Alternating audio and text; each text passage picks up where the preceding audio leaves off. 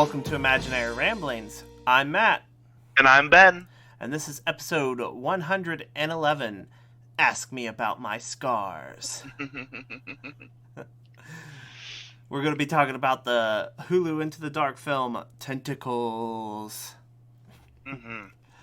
And we'll also be doing a tuning in and tuning out. But before that, Benjamin, what have you been into? Well, I've been trying to survive these wintry storms. Mm-hmm. I don't know about you, or your area, but it's been kind of icy around here. So getting to work in my clinicals have been a little dicey this week so far. Yeah, it's been slick as fuck, man. Yeah, dude. And it's doing that shitty thing right now where it's like it gets warm enough to rain, but then it gets cold enough to freeze. Mm-hmm. So I'll admit I'm a little nervous about it. Nervous for my classmates and friends and stuff who have to drive a little farther than I do this week to get to their clinicals. Yeah. But really, other than that, there's not been a whole lot. Nothing too exciting. That's the thing too with this wintry kind of weather, right? Like it kind of stops you from doing stuff because it's like we live in a very outdoors oriented area. So when it's shitty outdoors, you don't really want to do anything. Yeah, there's not a lot to do other than sit at home and stay warm and alive. Right, basically. Yes. And the way that the roads just get treated so late, it's really not safe to go anywhere either. Yeah, I mean, I don't have that problem, luckily. I don't know if there's like a councilman or something in my neighborhood. Uh-huh. I don't know what it is, but yes, someone important lives on your street. I guess. I don't know. We are almost always plowed by 7 a.m. Oh, that's really nice. Yeah. Like I live in an apartment complex, so like my complex will get plowed pretty early, but then the main road that once you leave the complex is usually terrible, barely touched. Yeah. So it's like, I'm glad my parking lot was safe, but now on to the main roads. Yeah, that's like at my work is the there's this whole like technology drive that the road of the technology drive does not get touched, but each business pays somebody to plow their parking lots. See, it's almost better to just get into those parking lots and drive through them. Yeah. Well, you can't. They're all they're all not connected like individual lots. Oh, yeah. Gosh, I got dang. That's awful. Yeah, it's like it's so messed up. It's like why? Yeah. Why can't we get like? Is it illegal to like private companies to plow municipal roads or something? I mean, it's probably just financially not good for them, I guess, right? Like, yeah, like financially for them, it is better to just pay for what they need, I guess. What they're liable for. Yeah. Yeah, I think that's the real issue, what they're liable for. Yeah, it's all about the liability, buddy. Don't let anyone tell you otherwise. That's true. If they're telling you otherwise, they're selling you something. You're probably right. Yeah. But yeah, so for everyone else who lives in the same kind of areas, everyone should be safe. It's like I have a car that is pretty good in the snow. Mm-hmm. I drive a Subaru Outback. Ooh, a Subi Doobie. Mm-hmm. But like, it don't matter when you hit ice. Doesn't really matter what you're in. No, ice fucks you no matter what, man. Someone at work told me a good one that I'm gonna steal and use, and it's on ice, 4-wheel drive becomes 4-wheel slide. Mm-hmm. Yeah. I feel like a lot of people don't know that. Yeah. If you don't have enough traction to stop, it doesn't matter how much get up and go you got. Not at all. And if you hit your brakes when you're on ice and you're not like prepared, you're gonna just slide even worse. Mm-hmm. Gotta tenderize that shit. Mm-hmm. Like you're on eggshells. Like yeah. you're on some eggshells. Or drive a car like the Mach 5 and just have a crazy button that can make your car do basically whatever you want. The Mach 5? What's Yeah, that dude. shit? From Speed Racer? Ah. Sorry, man. It's been a long ass time Oh, since I I know, was in I know. Speed Racer. That was a very old reference, That was but a deep what deep cut. That's it. yeah. No, I mean Speed Racer isn't that old. The Oh, that's Wachowskis true. They did did it. make a movie, didn't they? That Yeah, was like fairly recent. But like the old cartoon, I feel yeah, like is fairly old. yeah. It is. It's old as fuck. But so good. I mean, I guess I'm just picking. I mean, as a kid, I think I was pretty good at make believe, and I had always wanted like a car like the Mach 5 that you could just like Oh yeah. press a button in your car. You know, the one I remember a lot is like, besides like the oil slick and stuff, is like where the cars would just like shoot up and like so the wheels are still on the ground, but of course the car is like 20 feet in the air now. You're just driving over other cars. Like you do. Yeah, yeah. Anyone who has ever sat in traffic, I'm sure, has had that same fantasy. I mean, back in the day before they figured out traffic patterns in Morgantown, when you'd be in traffic for like an hour and a half when classes were letting out. Oh God, yeah. Oh, that was the worst. That like Yes. kids these days don't know how good they got it. What would really happen a lot of the times too, I feel like, is that you would forget that class is about to let out and try to go in front of the popular student gathering area, the mountain layer, and then immediately regret your decision after you've gone past like the point of no return where you can turn your car around. Yeah, I like, never did. shit. I avoided driving in front of the mountain layer at all cost, but Yeah. sometimes you just couldn't avoid it. You know, It's Right, just like- sometimes you had to, yeah. it's just like, well, fuck today. Yep. But You kind of the key is just to kind of slowly keep moving forward mhm. and try your best to not come to a complete stop. And like obviously, if someone is directly in front of you, stop. Do not hit them. But like Yeah. if you kind of slowly move forward, you can get through. It's just you need to really finesse it. Nah, the worst driving situation, in my opinion, was the freaking road from the Coliseum to Westover that I had to take all the time. Oh God, yeah, Like, that's a pretty bad one. That one, and like once they fix the traffic patterns, it's actually like fine. It never gets backed up that I can tell. You know, not, like, backed up. You might have to sit through like one light twice or something, but never like just not moving for a half hour. Yeah. You know what other road gets kind of bad is the mile ground. And it's funny because they put in a turning circle or whatever those Roundabout. are called. Yes, to like make traffic better, and it worked. Except that they then put a stoplight, like 100 feet down the road or whatever. So like any car that made it through, is now being stopped at the stoplight, and now traffic is backed up anyway because all of that traffic had to stop for the stoplight. Yeah, I bet all our non-Morgantown listeners are loving this. Morgantown talk. They're like. Oh man, I love hearing about traffic patterns and pop culture podcasts. But I think they will enjoy just hearing about the silliness of at least that particular story. Yeah. No, I'm just picking. Well, I just got off of a 3-day weekend. Woo! We took President's Day off. The wife and I, because the boy had it off, and we just figured we'd spend it together as a family. You know what? As a kid, if I had known that President's Day was not like a real holiday that's celebrated by most companies and would never get it off again after school, I might have done more to enjoy it. Yeah, you'd really like embraced it more. Yes.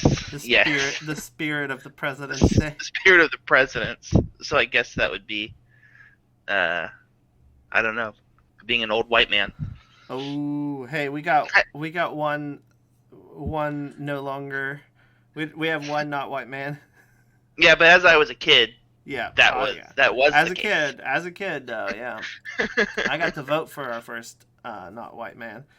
Me too. Yeah. So it's all thanks to us millennials that Yeah, you're welcome, America. that we can now say that it's not just all old white men. Yeah. Interesting thing that I saw, Hmm. the official title of a husband Uh-huh. in like presidential, vice presidential capacity is gentleman. So Really? yeah, so the vice president's husband is vice gentleman. Oh, interesting. Or the second gentleman? Second gentleman, that's it. Second gentleman. Second gentleman. Yeah. Oh, okay. Yeah. I had no idea. Yeah. Yeah. Well, I only saw it because I was like looking at Wikipedia, and it had his title as vice gentleman. Or, yeah, second gentleman. I mean, whatever. I don't remember if it's vice or second, but Yeah, whatever. but yeah, I thought that was interesting. It was like, That because is- everyone was like, what are they gonna call the husband Oh yeah, right. when Hillary ran? Yeah. Now First. his would have been more interesting situation actually, just because he is because Mr. President is still like the technical title even if you're no longer president. Yeah, that would have been a weird power dynamic, I feel like, right? It'd been Miss President and Mrs. President and Mr. President. Mrs. and Mr. President. Yeah. But also just like, Bill would have known that house still, I would imagine. Like, I doubt much would have been different from when he was there last. Yeah, so, there's probably like... some used condoms still in his sex notes. But, and then I wonder if any of the Secret Service that were, like, with him would have been, like, with him again, if Hillary had won. Presumably, but I don't know. Yeah. I don't know how Secret Service people work. I know there is like a hierarchy, like obviously like an active president, the active like sitting president position is like a much higher ranking position than like Sure, yeah. 20 years ago president. Yeah, right. So I'm not sure. Because the further they get from office, the less, the less important the secrets they held are. Yeah, right. The less valuable of a target of enemy attack they become. Yes. True that. Hey, right. But we're not here to talk about presidential positions. We're here to talk about sexual positions, apparently. Oh, that's what this movie had in store. Because if you call a movie Tentacles and it ain't horny, you misnamed it. Yeah. That's true. We're talking about the most recent. This is the first time in Imaginary Ramblings history that we got. We're getting to the Hulu Into the Dark film fresh off the press. Like it literally just came out on Friday, and well, technically we're recording this a week in advance, so it didn't actually just come out Friday. It came out last Friday, sure. But whatevs. Yeah. You know what though? The movie was a little misleading. It was called Tentacles. There was no hentai and there was no Cthulhu monsters. So I was a little disappointed. There were Cthulhu monsters. Well, I guess kind of, but like I don't know. I liked and didn't like how they left it kind of vague about what she was. You mean it was? Or it was, right? Yeah. Ooh, why is he saying it? Oh, yeah.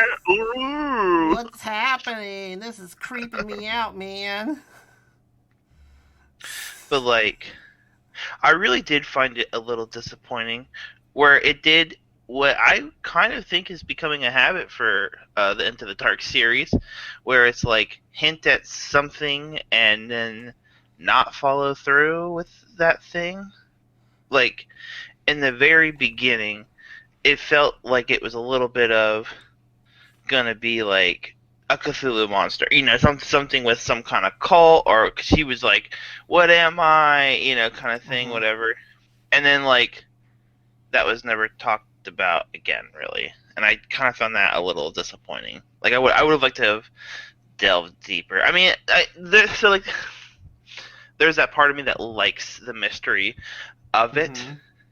But then, like, I kind of wish if they were going to just do that, just not acknowledge that first scene at all. You know what I mean? No, yeah. Like it felt weird to do this whole like she's struggling with, or the creature is struggling with its identity, I guess you could say, and then like not mention it later. They kind of like mention it later, I think. Yeah, a little bit, but it was like more vague stuff, which is fine again. But I don't know, it just fell a little off to me. I wish it would have been I don't know. Like if you're gonna bring it up, I wish they would have gone into it more, or just not mentioned it really at all. Like because that ending would have still worked fine without that beginning. Yeah, I get that. Also, this was the first Into the Dark movie that felt like a rated R movie, like a hard R. They got some titties in it. Yeah, there was a sex scene. It was a little bizarre, to say the least. Yeah, was I couldn't tell because it was all like blurry and stuff. Was there? Could you see his peen at any point? I don't. I don't really remember. I don't think. Saw a lot of butt. Saw a lot of that ass. Mm-hmm. But yeah, it is like that scene just felt like it went on for a long time too. Well, yeah, because I completely missed it because I was multitasking like I normally do when I'm watching some of these movies. Yep, same. And I was playing this feed and grow fish game that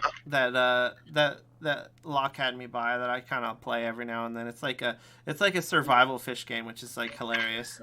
Yeah. No, that's good.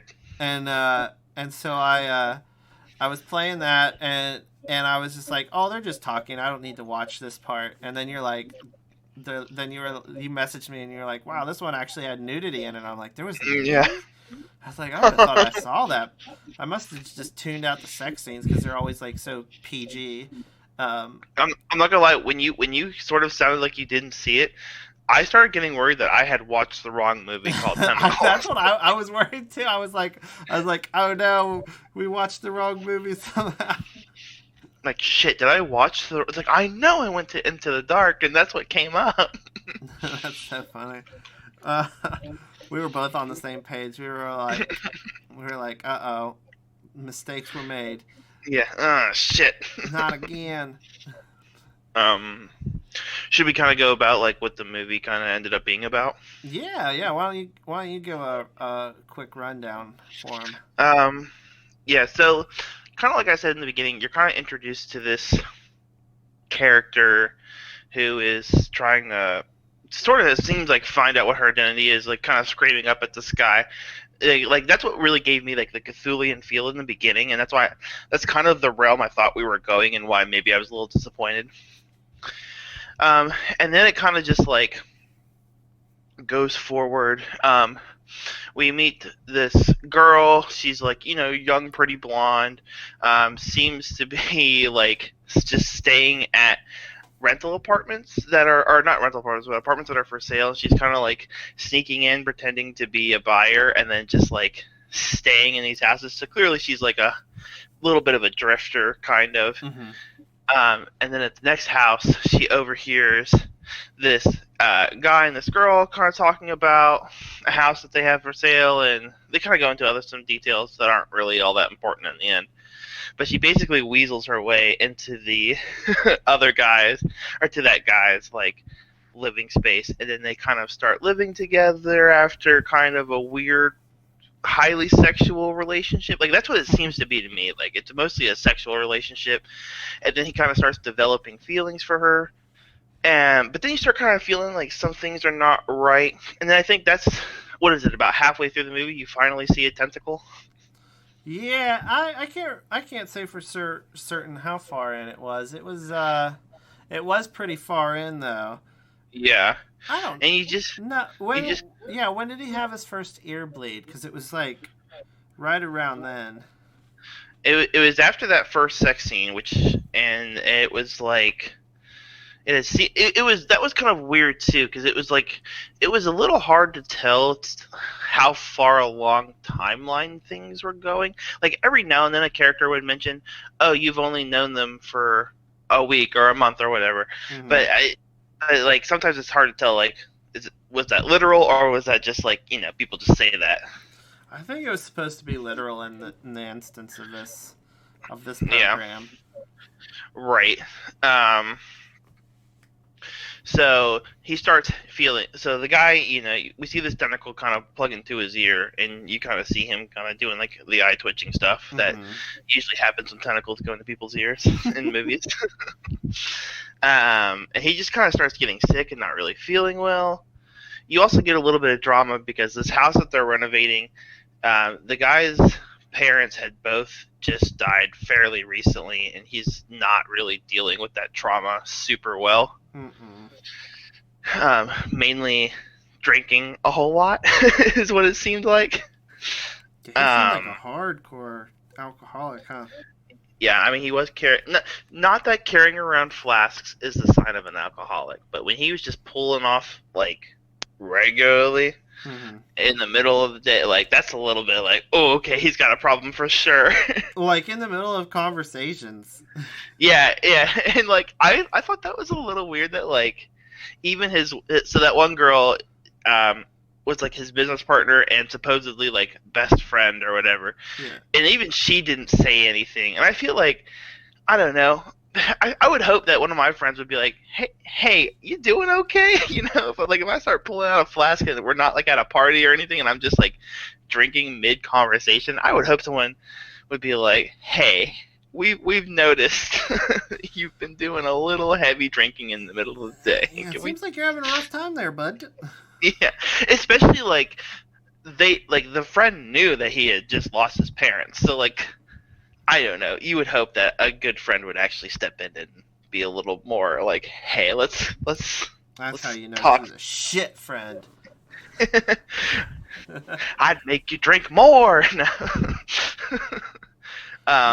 Maybe she had low self-esteem and she thought he'd get drunk enough to be attracted to her. Oh, maybe. As we saw later in the movie, that is one of her fantasies. Yeah, that's true. We also see the guy go to the doctor after he's had a couple of these weird, like you hear like a weird high-pitched sound, and it usually brings him to the ground, and he ends up in the hospital. And I don't know if you noticed, but it's usually when he's arguing with our main character, whose name is Tara, or when like he's saying something that she doesn't like you can kind of piece together that like maybe she's the reason, like maybe not the first time, but it happens like at least 2 times, and after that second time you're really like, oh, she is the cause of this for sure. There's something going on here. Yeah, it's a little so like the interesting thing is the first time it happened though, he was proposing to her. Yeah. So that was one thing I kind of didn't like about it, is I felt like they're being a little misleading with it. Which, I mean, I guess, that was kind of their goal. Yeah. Because if you remember when they showed the tentacle, they had it coming from the opposite side of the bed that he was... Yes, right. She was on, I mean. So it was like... Yeah. So, like, it was further from her than you would think it would be coming. If it was her. So, because the whole time they wanted you to think it was, because like in the first scene it shows that girl freaking out and saying, "No, I'm out of here. I'm leaving." And and then you see a tentacle come out, and then it cuts to black, and then you move on, and that girl's burying money in the desert, and you think she got away. Yeah, that's true. Yeah. I also forgot to mention this whole time too. There's like this stalker side story that like she says that she's running from the stalker, and every now and then you hear like a phone call come in, and it's this guy. So it does a decent job at leading you away from her being her being the actual monster, which I thought was decently done, if a little drawn out, maybe. Yeah, I mean, there was definitely there's a whole aspect of it where it's just like it was it was mostly unnecessary. Yeah. Especially considering the fact that like the whole resolution of that situation was just Oh, bizarre. it was bizarre, and it was like done very fast. Yeah. So what was the boyfriend's name? Do you even remember? Like shit! I got it up here on the IMDb. It would have been Grant. So no, it was Grant like the stalker, or was Grant the main guy? Oh, sorry, Sam was the boyfriend. Grant was the stalker. Okay, yeah. So like Sam knows about the stalker too, because he kind of catches some shady business going down, and he's like, gets Tara to open up to him. And but eventually he decides to go look for the stalker so he can confront him himself, because he's thinking, again, this guy's terrorizing my fiance, basically, where he kind of starts hearing a different story about this other girl who's been involved with her named Alice, and the shady business has been kind of like, he says that she stole all of his money, stole his car, and all this other stuff from him. So then he gets a little bit like more suspicious. Like, it seems like he was already kind of growing a little bit suspicious. Because I think at one point, wasn't he talking to a bartender, and the bartender was talking about how like this guy was with her and he was getting sick, and then he left her or whatever, and then he didn't get sick anymore as soon as he got away, or as soon as he got out of that relationship. So what happened was he had the conversation with Grant.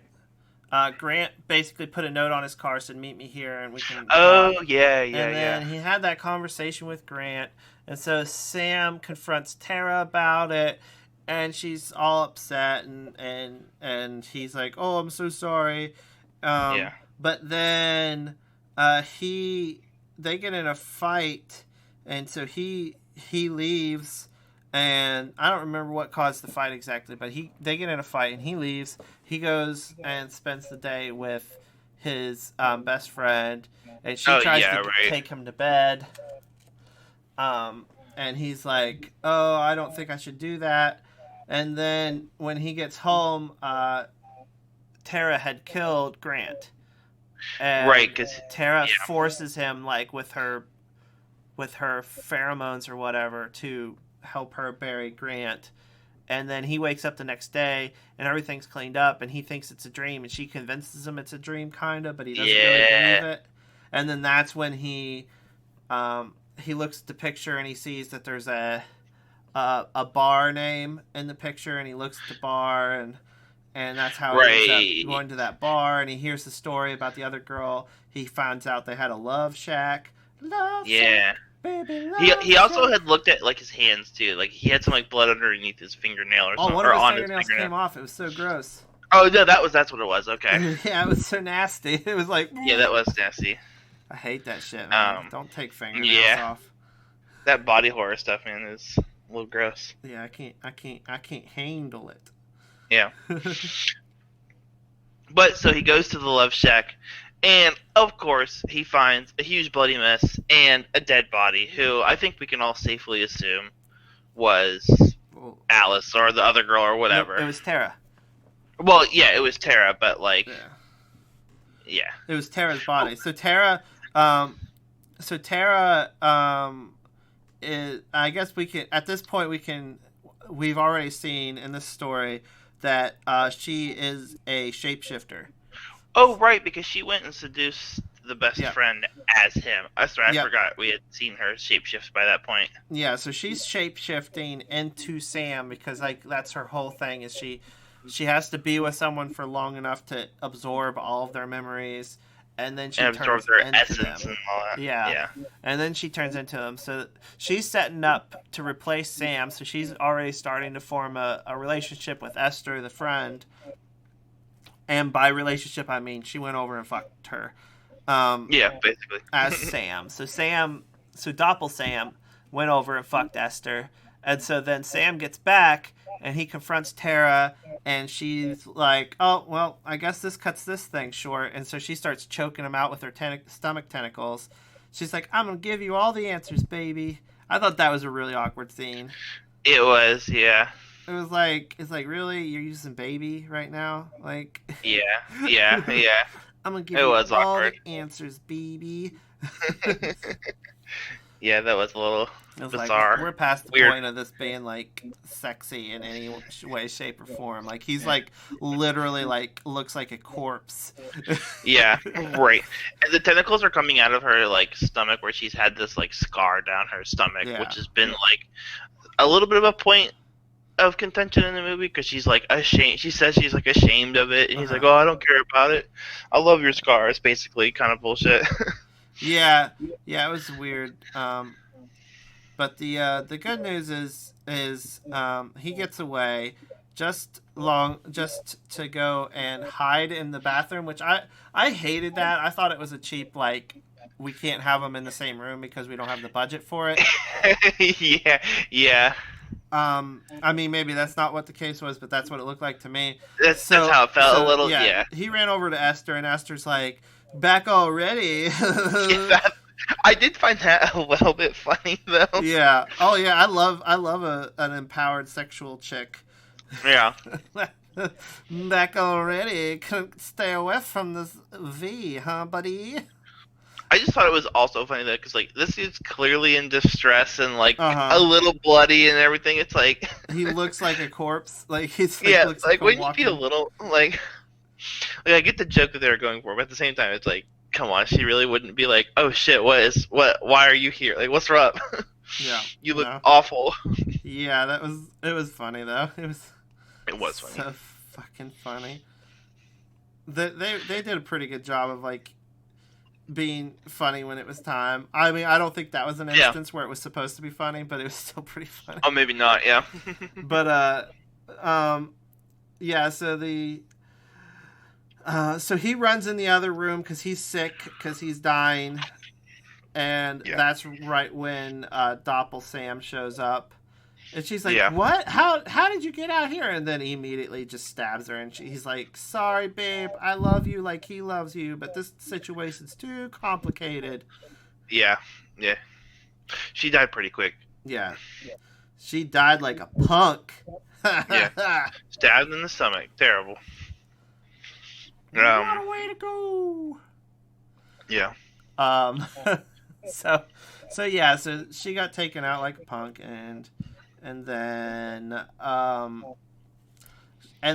somehow she tracks down Doppel Sam tracks down dying Sam while he's like hobbling through the street, which I thought was like weird.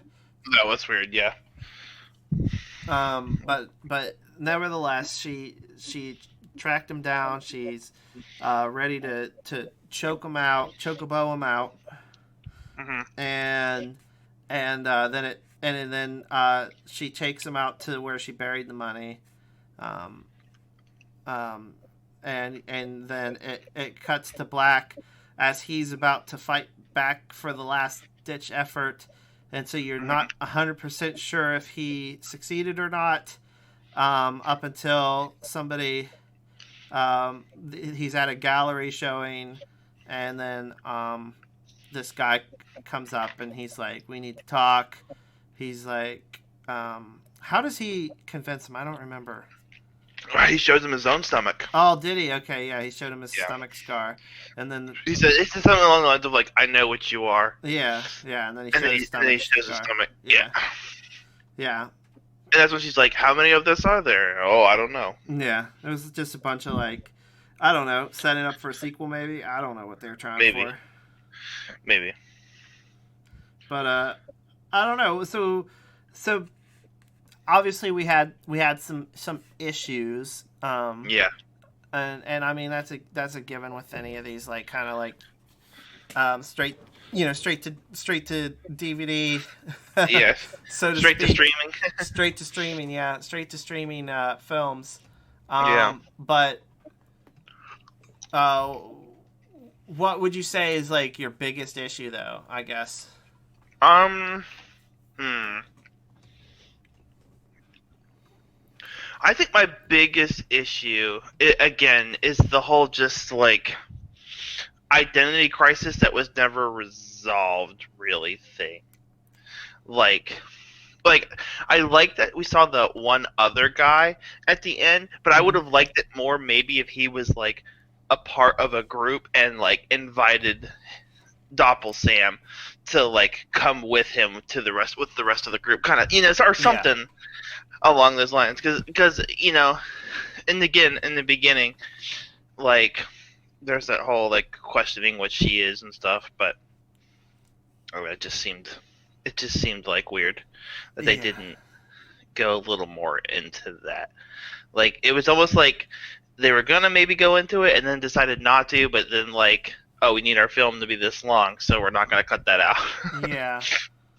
See, the part that I didn't like was the fact that like how genuinely scared she was or seemed to be. Whenever of the stalker would call. Yeah.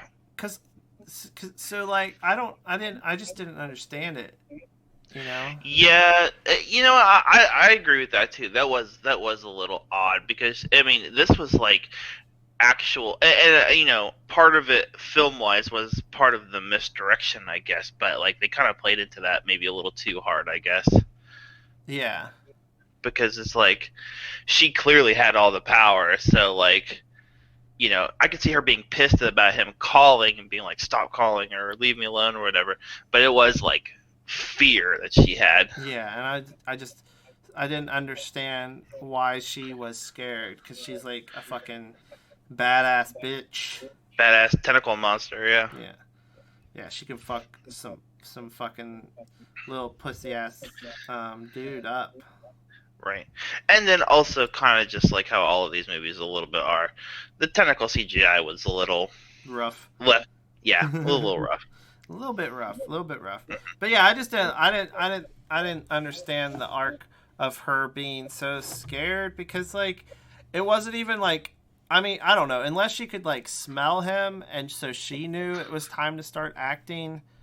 But it would be like he would be just like coming into the room and she'd be like, "Oh fuck, I got to stab because it's my stalker." Yeah, that was weird. Yeah, but I don't know.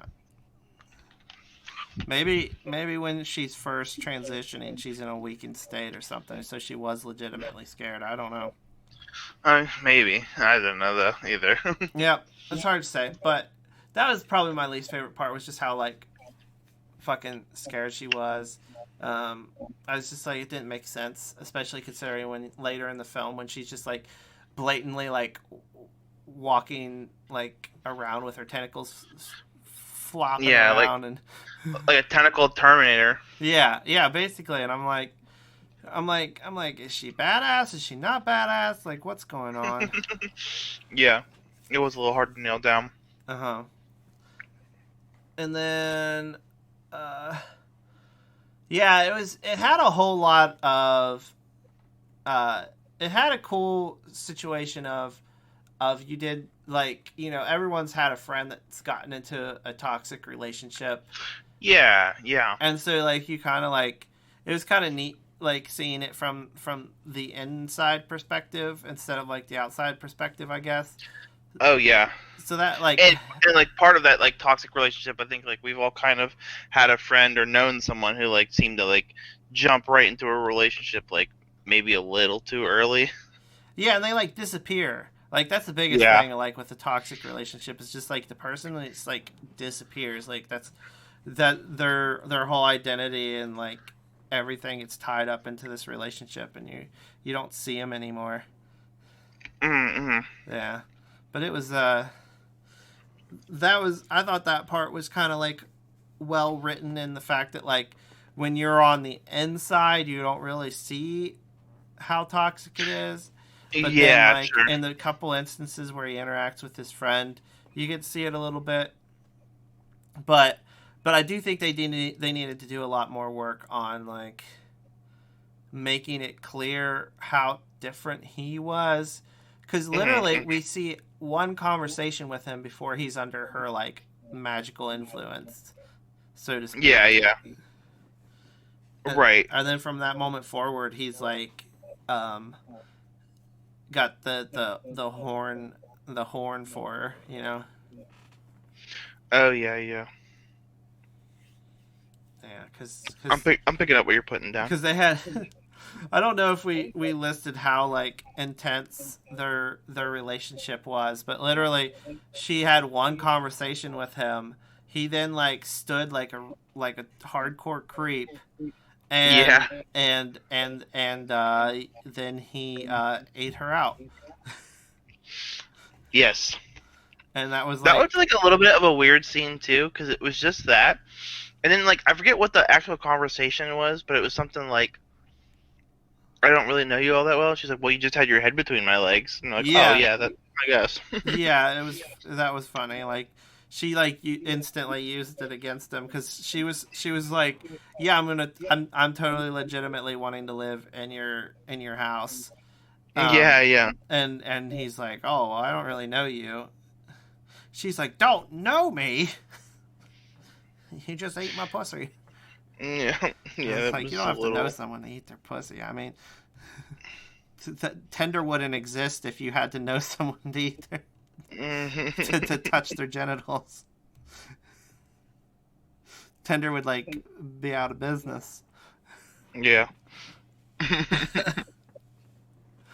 But yeah, I thought that scene was pretty funny. But why don't we go ahead and give it a tentacles? How many out of 10 tentacles do you give tentacles? Man, I'm gonna have to go 6.5. Yeah, Yeah. yeah, I would say 6.5 is about right. It's not nearly the best of the Hulu Into the Dark, um, No. but it's definitely better than some of them have been. Yeah, that's true. Hey, if nothing else, I guess at least like you know the monster was pretty cool. Yeah, yeah, it definitely like I'm interested in that world. Like I would even maybe even run like a campaign in that like at some Yeah, point sure. where like you know maybe they're further along in their invasion or whatever's happening with them. And I was actually having a conversation with Liz just the other day. I was talking about how like humanity's just lucky like cephalopods were so far behind us in evolution of their like brains and stuff Oh yeah. because they've got like each tentacle has its own like fucking brain. Yeah. Right. Right. So they're like, if they had like evolved like, you know, like what's it called, self awareness and shit like that, like we have, which you know, of course, we don't know for sure they don't have, but it seems as though they don't have. Then we would be fucked. That's all Yeah, I'm we would. saying. We'd be fucked. Yep. But yeah, Liz and I were just talking about that the other day. Well, I should say I was just talking at Liz about that kind of. She's a good sport, but not always as interested in the stupid shit that I Right. Right. Right. am. But yeah, what was your favorite scene? Since we talked about our least favorite already. Favorite scene. Um, I kind of. Oh, let's see. What was my favorite scene? Um, I kind of liked when we first start seeing her trying to mimic his voice and becoming Sam. Like when Tara, like That was I don't know. pretty There's, creepy. yeah, it was creepy, and I just thought that was just a cool scene, so we can kind of start to see a little bit more of into like what this monster is. Yeah, a little bit more into the lore side. Yeah. What was your favorite? Um, so there's like and there's more side of me, of course, and so that part I loved the final scene. Um, ooh, and there's more, but of course, you know that scene literally added nothing to the movie. It just added to like the possibility of additional lore. Sure. So I think kind of my favorite part was when he's going through that cabin and we finally get the resolution of the first scene. Ooh. Yeah. How that Huge like blood resolved. streak on the ground too. Yeah. Yeah, that was cool. Yeah, I like that. I liked that it finally like wrapped up that part. Even though we kind of already like figured it out. Yeah. But it just was good to have like that 100%. Yeah, yeah, she ate her or whatever, absorbed her. She is the bad guy, and she wasn't at the beginning of the movie. But let's go ahead and get into tuning in or tuning out.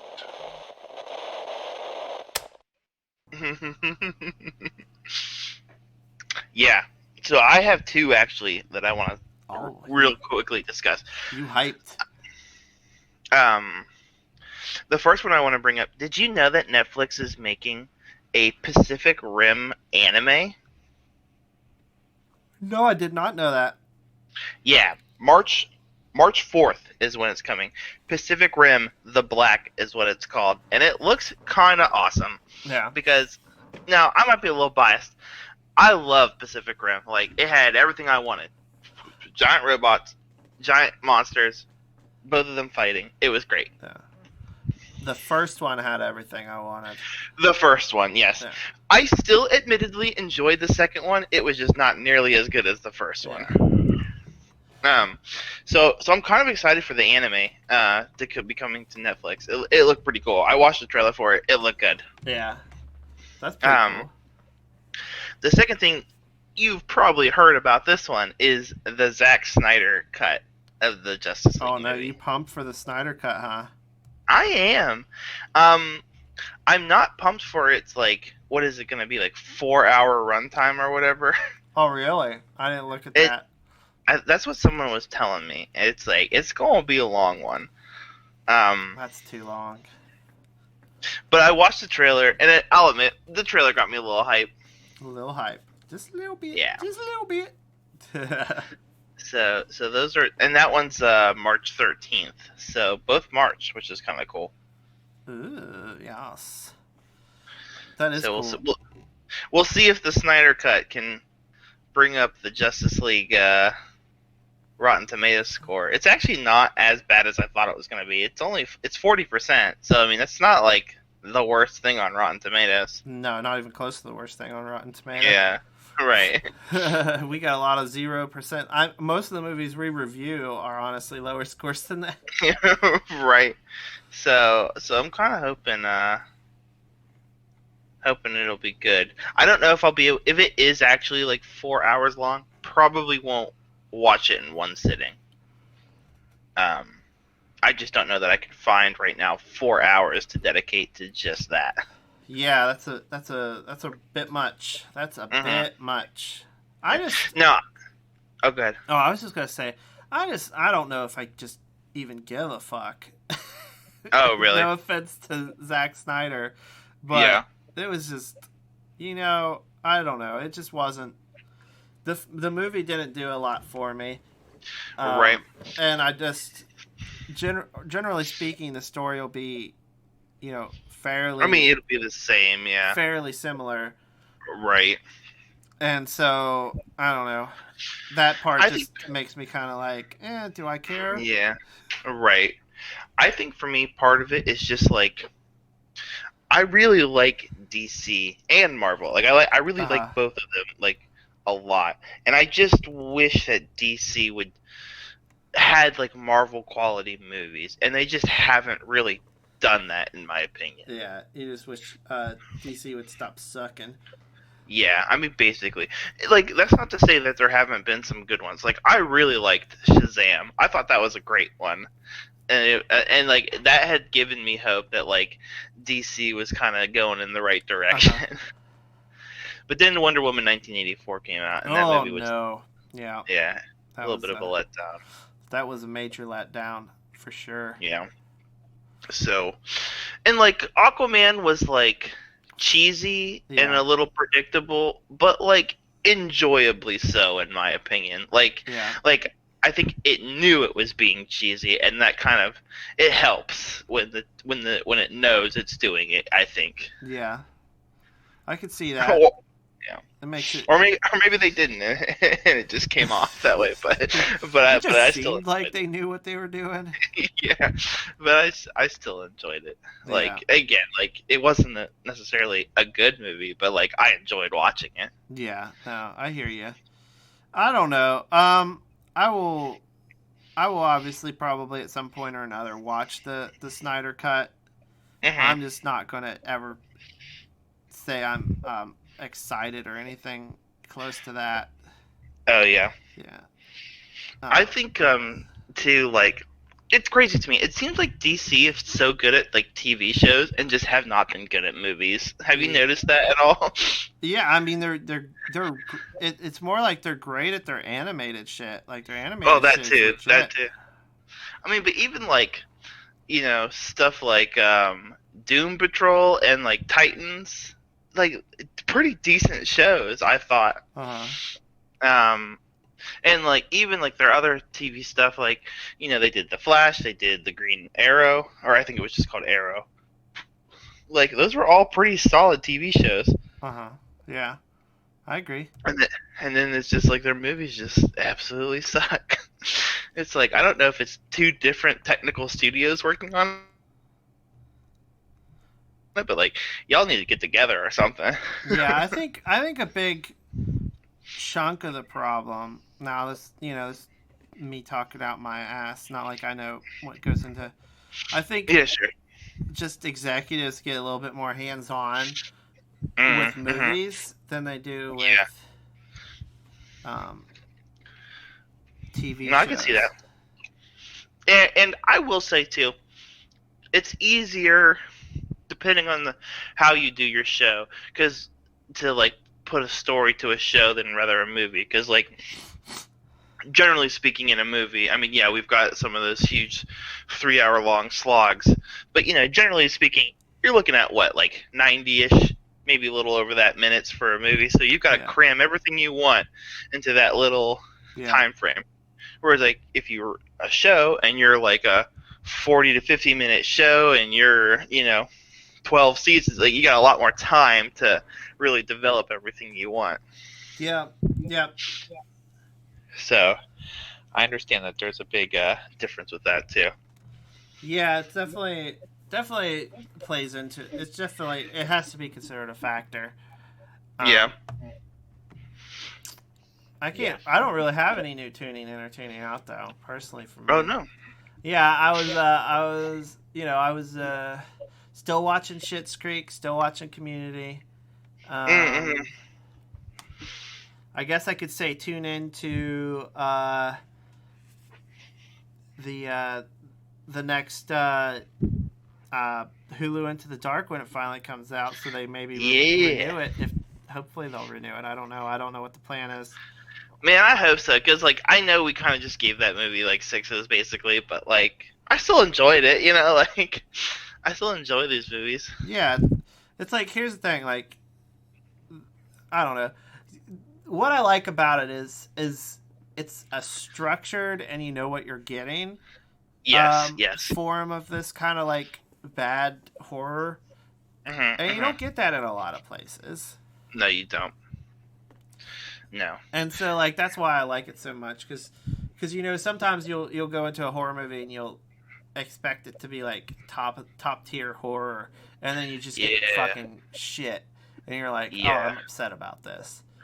Right. Or like you go in and it's like, ooh, that was a slow burn horror. It's like, oh, I don't really like that kind of horror. Yeah, but like Hulu Into the Dark, you just go in assuming that it's going to be like kind of not great. Yeah, and then it ends up being better than you think. Yeah. That's true. Yeah. That is a very accurate way to describe that. Yeah. But let's go ahead and get into our outro, why don't we? Yes. So next week we will be returning to the good, the bad, and the campy, where we're going to watch the 1982 film Beastmaster. Oh, I can't wait. Yeah, I think I've only watched the show. I don't think I've seen the movie. I don't think I've seen anything. Yeah. It's been a long time. no matter what the case may be. Right. Yeah. Right. So we will see what we get. I'm excited personally. Me too. Me too. But please go ahead and send us an email at imaginaryramblings@gmail.com, or you could tweet at podcastir. We're also on Facebook and Instagram at Imaginary Ramblings. Rate and review us so more people will see us, hear us, and listen, and all that fun dancing. Hear and listen. They'll do both, hearing and listening. Ooh. Yeah. Lastly, if you get a chance, if you want it, we've got merch up on TeePublic. And with all that said, all I have left to say is bye-bye. Bye.